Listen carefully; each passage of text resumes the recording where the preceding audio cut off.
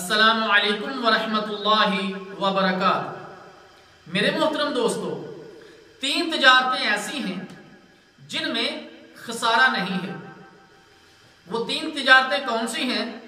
اللہ تعالیٰ جل شانہ کا فرمان ہے، اعوذ باللہ السمیع العلیم من الشیطان الرجیم، ان الذین یتلون کتاب اللہ واقاموا الصلاة وانفقوا مما رزقناهم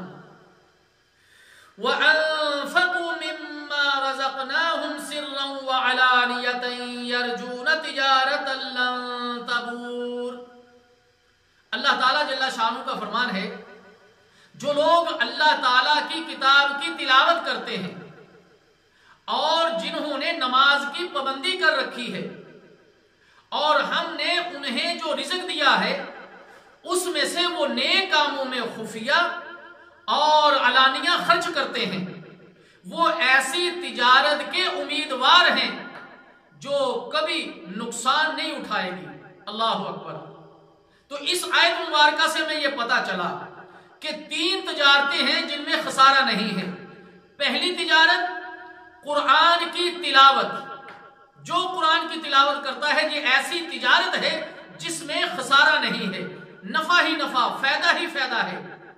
اور دوسری تجارت نماز کی پابندی کرنے والا، جو نماز کی پابندی کرتا ہے یہ ایسی تجارت ہے کہ جس کے اندر خسارہ نہیں۔